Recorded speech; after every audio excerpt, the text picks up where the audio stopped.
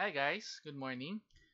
So, ipakita ko lang sa inyo yung iba't ibang klaseng Wemos D1 Pro. So, yung last time kasi na dinemo ko sa inyo yung Wemos D1 para sa ating Arclem wifi, nagtataka ako kasi bakit halos the same lang yung ano niya, the same lang yung speed or walang kaibahan doon sa current natin na Node MCU where in fact dapat mas ano siya, mas mabilis siya kasi may extra siya na flash na 16 MB kasi yung Node MCU nasa 4 MB lang.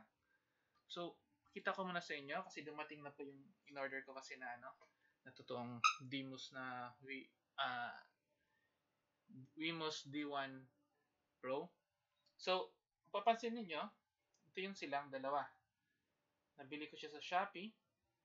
Same na same. Same na same yung pati yung layout. Lahat sila is pareho. So, papansin niyo yung mga price. Pakita natin yung pricing nito. Halos ito yun siya. Mga mura lang siya na D1. Pero, naka-set siya as 16 MB.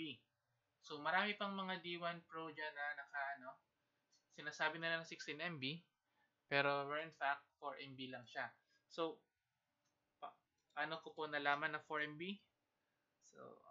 So meron tayong, kita ko muna, meron tayong microscope. So, check natin yung chip mismo ng nasa sa device. So itong chip na to, itong Wemos na to, ito yung binili ko sa Shopee. So papansinin mo, yan, ito yung USB, di ba?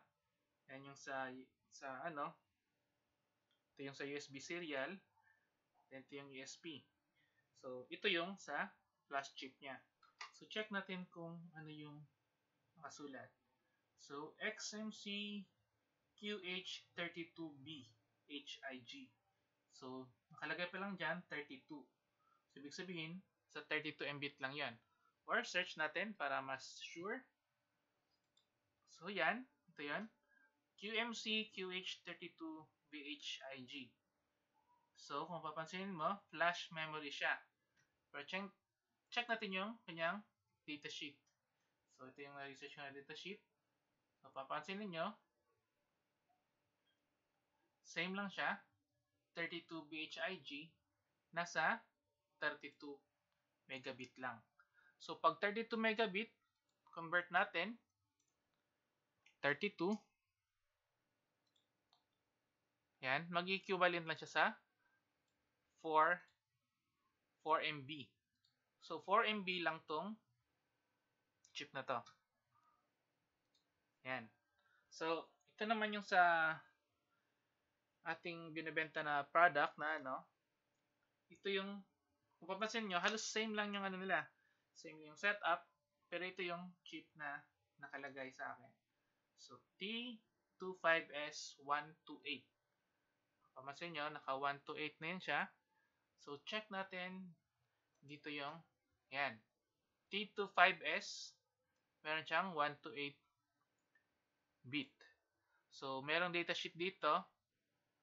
Dito nakasulat yung ano niya, kung ano yung setup. So, T, tapos 25, then S, ibig sabihin na 2.5 extended siya.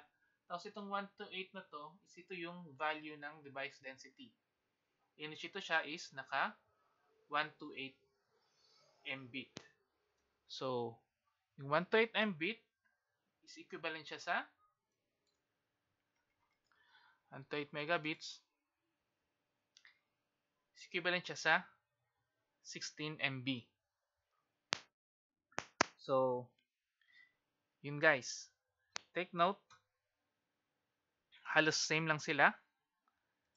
Yan halos same lang yung setup niya. So, hindi nyo talaga mapapansin na mumurahin pala yung Wemos D1 Pro. So, pati yung circuit, lahat-lahat pareha lang. Difference lang nila is iba yung chip. So, ito yung totoong naka 16 MB. So, So ito guys, ibebenta ko rin to sa Shopee. So yung 16 MB yung ibebenta ko. Kasi para at least makita nyo mas okay yung performance. So next time magawa lang ako ng kung paano siya i-DIY. Same time, maglagay din ako ng license para dito na may kasama ng license. So yun lang guys. Don't forget to like and subscribe.